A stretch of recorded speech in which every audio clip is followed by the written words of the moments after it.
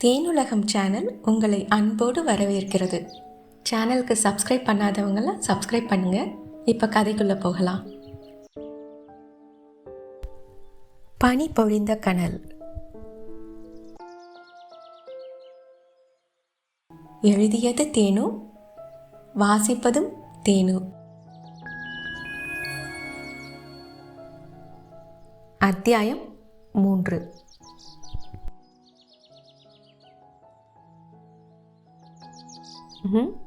உன்னை எப்போ கூட்டிகிட்டு வந்தேன், இப்போ விட்டுட்டு போக? சரி, நானாக தான் வந்து ஒட்டிக்கிட்டேன். ஒரு உதவி தானே. இந்த ராத்திரியில் நான் எங்கே போகட்டும்? எனக்கு ஒரு மரம் மாதிரி உனக்கு ஒரு பாறை தேடிப்பார். சி, அதை சொல்லலை. எங்கே தங்குறது? என்ன கேட்டா? இங்கே ஏன் இறங்குனீங்க? இங்கே யாரையாவது உங்களுக்கு தெரியுமா? நீங்கள் எங்கே தங்கியிருக்கீங்க? ஹே, யார் நீ? சென்சஸ் ஆஃபீஸர் மாதிரி இத்தனை கேள்வி. ஏங்க, உங்களுக்கு கொஞ்சம் கூட மனிதாபிமானமே கிடையாதா?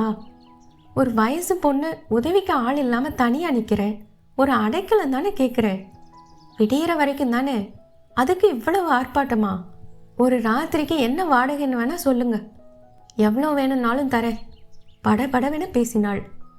அதற்குள் ஒரு குடிசைக்கு வந்திருந்தனர். அவளை முறைத்தபடியே உத்தரத்தில் சொருகியிருந்த சாவியை கொண்டு கதவை திறந்தான்.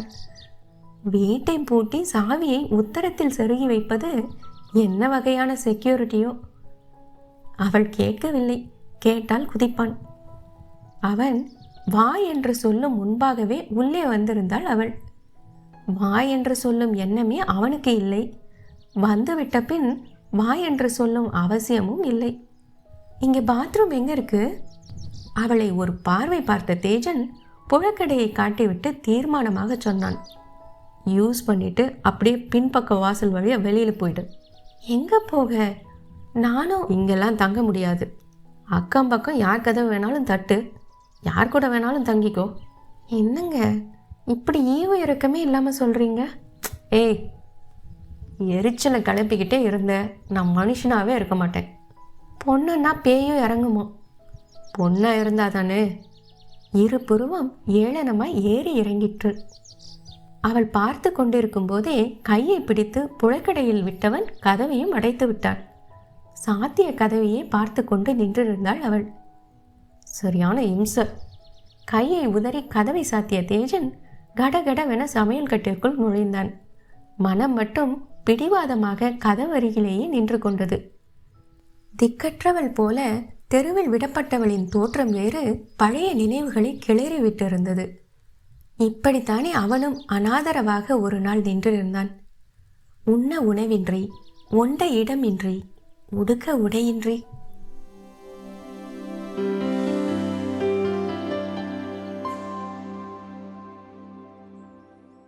20 வருடங்களுக்கு முன். அதுக்காக அடிச்சிடுவியா செங்கம்? ரெங்கன் வேதனையாக கேட்டான். அடிக்காம கொஞ்சுவாங்களா?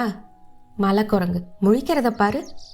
ஆத்தால முழுங்குனது பத்தாது, இன்னும் எத்தனை பேரை காவு வாங்குமோ? கொள்ளிவாய்ப்பு சாசு. செங்கம் என்கின்ற செங்கம்மா வன்மத்தை வஞ்சனையின்றி வாரி இறைத்தாள். ஏ, என்ன செங்கம், குழந்தைய போய் குரங்கு பிசாசுன்னுக்கிட்டு? மனைவி குரங்கென அடையாளப்படுத்திய குட்டி பையன் தேஜு குத்து காலிட்டு அலங்க மலங்க விழித்து கொண்டிருந்தான்.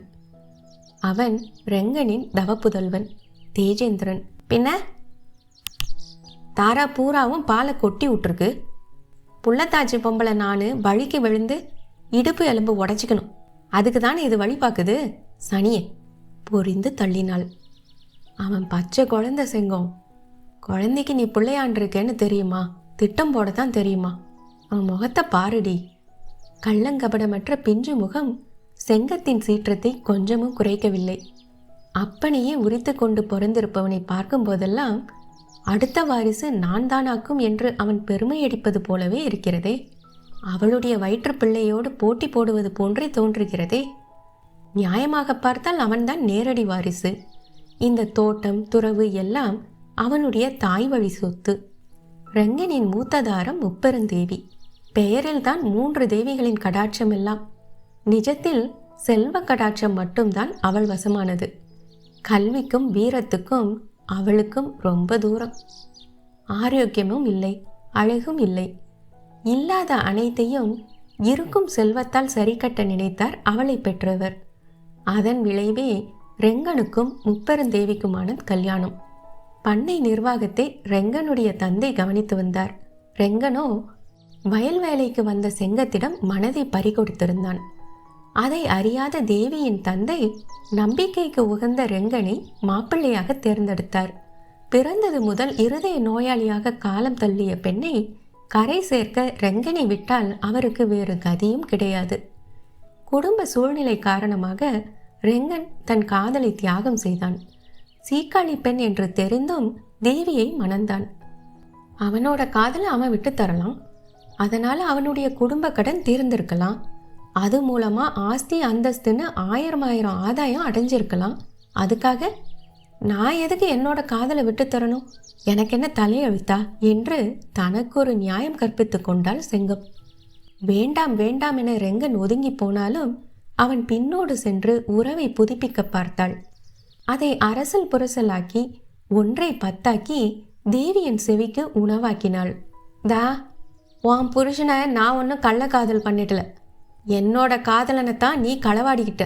உனக்கு புருஷனாகிறதுக்கு முன்னாலேயே என்னைய தெரியும் உன் புருஷனுக்கு என்று சொல்லிவிடும் வெறி அவளை நேராக சிந்திக்க விடவில்லை. அதுவே தேவியின் உயிரையும் குடித்து விட்டது. பொசுக்கென்று ஒரு நாள் தூக்கில் தொங்கிவிட்டாள். தேவியின் அகால மரணத்துக்கு பின் ரெங்கன் தன்வசம் வருவான் என்று செங்கம் இருமாந்திருக்க அவனோ தாயில்லா பிள்ளையின் மேல் தனியா பற்று கொண்டான். ஏயா, உன்னை விட்டா எனக்கு யாரு என்று அவள் கண்ணை கசக்கியதை கூட ரெங்கனை அசைத்து பார்க்கவில்லை. தேவியின் மரணம் அவனை வேரோடு சாய்த்து போட்டிருந்தது. செப்பு சிலைக்கு இணையான அழகி செங்கம். ரெங்கனை ஒரு காலத்தில் ஆட்டி படைத்த அழகு இப்போது பிள்ளை பாசத்தின் முன் தோற்று போனது. அவளுடைய அழகு ரெங்கனிடம் எடுபடாமல் போக ரெங்கனை பிடிக்க தாயில்லா சிறுவனையே காரணம் காட்டினாள். அவனை பராமரிப்பதற்கு ரெங்கனுக்கு ஒரு துணை அவசியம் என்று வேதம் ஓதும் சாத்தானானாள். உங்களால தான் என் பேர் கெட்டுப்போச்சு என்று அவனுடைய குற்ற உணர்ச்சியையும் தூண்டிவிட்டாள். ஒரு வழியாய் அவன் மனதை கரைத்து இதோ 2ஆந்தாரமாக அவனுக்கே வாக்கப்பட்டு வந்தும் விட்டாள். ரெங்கனின் 2வது வாரிசை வயிற்றில் வாங்கி கொண்டும் விட்டாள். மூத்தாள் மறைந்து விட்டபடியால் இனி அவளுடைய இடம் இவளுடையது. அடுத்து முதலாம் அவனையும் முடுக்கிவிட்டு விட்டால் அவனுடைய இடம் வயிற்றில் இருக்கும் இவள் பிள்ளையினுடையது. வயிற்று பிள்ளையை வாஞ்சையாக தடவி கொடுத்தாள் செங்கம். 2வது வாரிசை முதல் வாரிசாக்க என்ன செய்ய வேண்டுமோ அதை செய்ய முனைந்தாள். என்னதான் ரெங்கனுக்கு 2ஆவதா வாக்கப்பட்டாலும் முதல் காதலி நான் தானே, முதல் உரிமை எனக்கு தானே. எனக்கு மட்டும் சொத்து சொகம் இருந்திருந்தா ரெங்கனுடைய அம்மா என்ன தானே கட்டி வச்சிருப்பா. இன்னைக்கு எவ்வளோ பெத்த பிள்ளைக்கு நான் அம்மாவா இருக்கணுமா? எல்லாம் என் தலையெழுத்து என்று தன்னை நியாயப்படுத்தி கொண்டாள். அடுத்தவள் புருஷனுக்கு அடி போட்டது தப்பாக தெரியவில்லை. அடுத்தவள் பிள்ளைக்கு அம்மாவாக இருக்க வேண்டியிருப்பதுதான் அநியாயமாகப்பட்டது. அவரவருக்கு அவரவர் நியாயம். எது சௌகரியமோ அதை நியாயம் என்று தர்க்கம் செய்வதுதானே இன்றைய தர்மம். குக்கு எனும் ஒரு பறவை இனம் உண்டு. அந்த பறவை ஒருபோதும் உடல் வளைந்து கூடு கட்டாது. தன்னுடைய முட்டைகளை வேற்றின சிட்டுக்குருவிகளின் கூட்டில் திருட்டுத்தனமாக கலந்து விட்டுவிடும். முட்டையை வைத்ததோடு சரி, குஞ்சு பொரிப்பது, குஞ்சுக்கு உணவு சேகரிப்பது, ஊட்டி விடுவது எல்லாம் கூட்டுக்கு சொந்தக்கார குருவியின் பாடு. குக்குவின் முட்டைதான் முதலில் குஞ்சு பொரிக்கும். அளவில் பெரியதான அந்த குஞ்சு ஏமாந்த சிட்டுக்குருவியை காட்டிலும் அளவில் பெரியதாக இருக்கும். பசியும் அதற்கேற்ற அளவில் அகோர பசிதான். இந்த பெரிய குஞ்சுக்கு இரை தேடி வருவதே ஒரு சவால்தான். அந்த அப்பாவி சிட்டுக்குருவியும் தன்னுடைய குஞ்சுதான் இது என நம்பி குக்கு குஞ்சுக்கு சலிக்காமல் உணவூட்டும். ஓடி ஓடி அப்பா குருவியும் அம்மா குருவியும் அந்த பெரிய குஞ்சுக்கு இரை தேடும் வேளையில் பிறந்து இன்னமும் கண்கூட திறக்காத அந்த திருட்டு குக்கு குஞ்சு என்ன செய்யும் தெரியுமா? கொலை செய்யும். கூட்டில் இருக்கும் சிட்டுக்குருவி முட்டைகளை கீழே தள்ளி உடைத்து விடும். தான் மட்டுமே தனி குஞ்சாக இருந்து அண்டை இடம் கொடுத்த அப்பாவி குருவிகளின் உழைப்பை சுரண்டத்தான் இந்த மாபாதகம். பின்ன திருட்டு புத்தி கொண்ட குக்குவின் குஞ்சு போதி மரத்தடியில் கூடு கட்டி புத்த தர்மத்தை போதிக்கும் தாயைப் போல பிள்ளை. இரத்தத்தில் ஊறிப்போன துரோக சிந்தனை. கொலையும் செய்வாள் பத்தினி என்பது போல கொலையும் செய்யும் இந்த குக்கு குஞ்சு. அதையாவது ஐந்தறிவு பிராணி, மரபணு கோளாறு, அதனால் இயற்கையால் வஞ்சிக்கப்பட்டது குருவி மட்டுமல்ல குக்குவும் தான் அப்படின்னு வக்காலத்து வாங்கலாம். சர்வைவல் ஆஃப் த ஃபிட்டஸ்ட், காட்டின் தர்மம் அதுதானே. நல்லவன் வாழ்வான்னா சொல்லி இருக்காங்க இல்லையே, வல்லவன் வாழ்வான்னு இல்லை சொல்லி வச்சிருக்காங்க. தான் வாழ என்ன செய்யணுமோ அதைத்தானே இந்த குக்குவும் செய்யுது. அதை குறை சொல்ல முடியுமா? ஆனால் நல்லது கெட்டதை புரிஞ்சுக்கிற அறிவு இருந்தும் அடுத்தவருக்கு உரிமையானதையும் அடுத்தவரின் உழைப்பையும் கூசாமல் சுரண்டும் செங்கம் போன்ற மானங்கெட்ட மனிதர்களை எந்த கணக்கில் வைப்பது? அவர்கள் மிருகமும் இல்லை, மனிதனும் இல்லை. என்ன ஜென்மமோ தெரியவில்லை. செங்கம் ஆண்டு அனுபவிக்கும் ஆஸ்தியெல்லாம் சிறுவனின் பரம்பரை சொத்து. ஆனால் செங்கத்தை கேட்டால் உரிமைக்காரி அவள்தான் என்று நான் கூசாமல் சொல்லுவாள். இப்படியும் சில ஈனப் பிறவிகள் இருக்கத்தானே செய்கிறார்கள். அவர்களில் ஒருத்தியான செங்கம்மாவை சின்னம்மாவாக பெற்றது சிறுவன் வாங்கி வந்த வரம். இல்லை இல்லை, சாபக்கேடு. மூத்தாள் மகனை கண்ணாலேயே எரித்து விடுபவள் போல பார்த்தாள் செங்கம். ஒரு பழைய அரைக்கால் ராயரும் அளவில் பெரியதான பனியனும் அணிந்திருந்தான் பச்சிளம் பாலகன். தொள தொளவென்றிருந்த அந்த பனியன் அவனுடைய முழங்கால் வரை நீண்டிருந்தது. வசதிக்கு பஞ்சமில்லைதான், அது மட்டும் போதுமா? பாசத்துக்கு அங்கே எப்போதும் பற்றாக்குறைதானே. தாயில்லா பிள்ளை, கவனிப்பாராற்ற நிலை. கிடைத்த துணியை மாட்டிக்கொள்வான், கொடுத்த உணவை சாப்பிடுவான். கிட்டத்தட்ட காட்டு செடி போல தன் போக்கில் தானே வளர்ந்து கொண்டிருந்தான். சின்னம்மாள் பார்த்த பார்வையில் சடாரண சம்மணமிட்டு அமர்ந்த சிறுவன் தொளதொள பனியனை முழங்கால் வரை இழுத்து விட்டு கொண்டான். தொடை தெரிந்தால் 1/2 கிலோ சதையை சித்திக்காரி நிமிண்டியே எடுத்து விடுவாளே. அடுத்த அடி எங்கே விழுமோ என்கிற அச்சத்தில் உதடு பிதுங்கியது. ஆஹாஹா, குழந்தை, பெரிய குழந்தை. குழந்தையா இது? குட்டி சாத்தான். அடி வாங்கியதால் சிறுவனின் முதுகு கை எல்லாம் வஞ்சனை இல்லாமல் வீங்கி இருந்தது. அழுததில் மூக்கு சிவந்து கிடந்தது.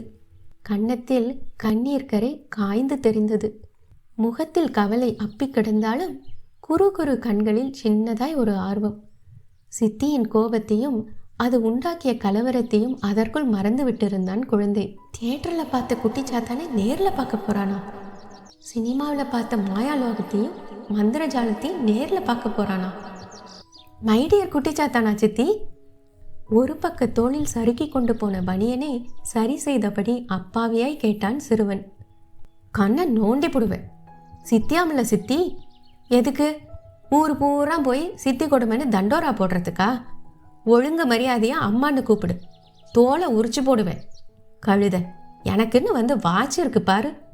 இவனால் பெற்றவங்களுக்கும் ஆகாது மற்றவங்களுக்கும் ஆகாதுன்னு பார்க்குற ஜோசியரெல்லாம் ஒன்று போல சொல்கிறாங்களே, அத்தனை பேருமா போய் சொல்லுவாங்க? இதை தொலைச்சி தலை முழுகுங்கன்னா கேட்குறீங்களா நீங்கள்? என்ன செங்கம், என்ன செங்கம்னு ஒன்று செங்கம். என்னையும் உங்களையும் சேர்த்து வச்சு அசிங்கப்படுத்திட்டு மகராசி தூக்கில் தொங்கிட்டா. போனவ போனாலே தோ அவள் பெத்தெடுத்த இந்த சனியனையும் சேர்த்து வாரிக்கிட்டு போயிருக்கக்கூடாது. இது எங்க? குறைஞ்சது 3 உசிரியாவது காவு வாங்காமல் தூங்காதான். ஆயி அப்பனோட ஒன்றா இருந்தால் இதுக்கும் ஆவாதான், பிறந்த வீட்டுக்கும் ஆவாதான். ஜாதகம் மட்டுமா சொல்லுது? நடப்பும் அதை தானே சொல்லுது. நீங்களே சொல்லுங்க. இதை கருத்தரிச்சதுக்கு அப்புறமா தானே அக்காவுக்கு ரொம்ப முடியாமல் போனது. அப்புறமும் இந்த சனியை கோல் வச்சதை நம்பி அந்த அக்கா என் தம்பி கிட்ட வாயை கொடுக்க போய் தானே அன்னைக்கு சண்டை வலுத்துது. கட்டங்கடைசியாக என்ன ஆச்சு? அந்த அக்கா தூக்கு மாட்டி செத்தே போச்சு. தா இந்த குட்டி சாத்தா கொஞ்சம் கூட கலங்கலையே. பெத்தவளை முழுங்கிட்டு அனவல்லா பொம்மை மாதிரி உத்தரத்தை பார்த்து சிரிச்சுக்கிட்டு தானே நின்னுது.